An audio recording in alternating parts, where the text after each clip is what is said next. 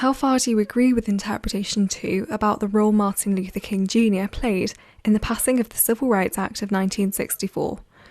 Explain your answer using both interpretations and your knowledge of the historical context. Up to 4 marks of the total for this question will be awarded for spelling, punctuation, grammar, and use of specialist terminology. 20 marks. Here's the mark scheme for this question, which you can find out about in more detail in our overview video. But we do know that 16 marks here are awarded for AO4, which is your analysis and evaluation of interpretations.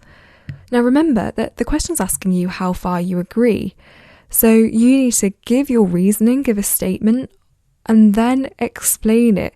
So taking evidence from the interpretation and explaining how that supports your view. Developing this with contextual knowledge, statements which link what you've said back to the question and demonstrate the relevance of what you've said, is how you show that you can be analytical.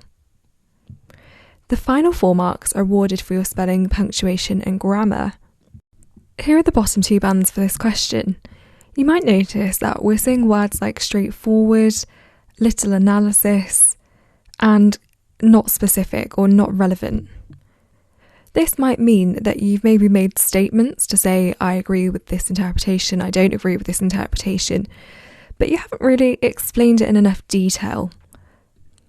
Maybe you've only focused on interpretation 2, and really you need to be looking at both to make a justified opinion. You might need to bring in more of your contextual knowledge, or maybe the contextual knowledge that you have used is a bit too general to support what you've said.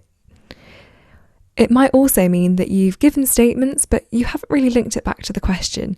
Remember that the question has asked us to focus on a particular topic, so try and make sure that you're keeping a really tight focus. In the top 2 bands, we can see that we need to be analytical. So we've explained our judgment in enough detail to really support what we've said. We've brought in relevant bits of our own knowledge.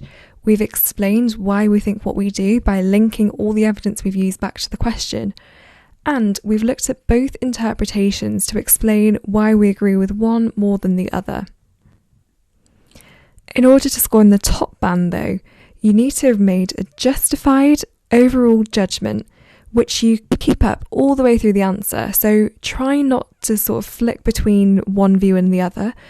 Being consistent and being really clear on what you think is a great way to show the examiner that you're confident and that you are really convinced of your opinion and therefore score in the top band.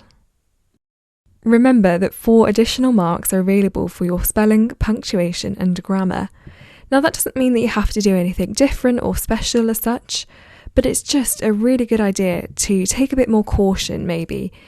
So once you've finished writing your answer, if you have time, just read through it quickly to see if you've made any silly mistakes, such as maybe sentences that are a bit too long or words aren't spelt correctly and things like that. If you can use subject-specific vocabulary, then that's great, but don't feel like you have to put it in just to show the examiner that you know it. It's more important that you're using the right word that actually fits in the sentence than something technical that actually doesn't really work. Generally speaking though, as long as your spelling, punctuation and grammar are good enough that the examiner can understand what you mean, then you should be able to secure at least a couple of marks here. So don't worry too much about this. It doesn't matter really if you choose to support or counter the claim. What matters is how you argue that point. And make sure that you keep a tight focus on the question and that the evidence you use is factually correct. So one example of a point that you might have made if you chose to support the claim was that from interpretation 2, you get the impression that King was the central figure in passing the act. He organised the March on Washington, and that was highly influential. So there you can see we've given our point, we've given our evidence, and we've linked back to the question. Now, obviously you need to give this in a bit more detail, explain it a bit further, but that kind of structure is a great way to score in the top bands. Do take a look at the rest of the points here though to see if there's anything you might have added to your answer.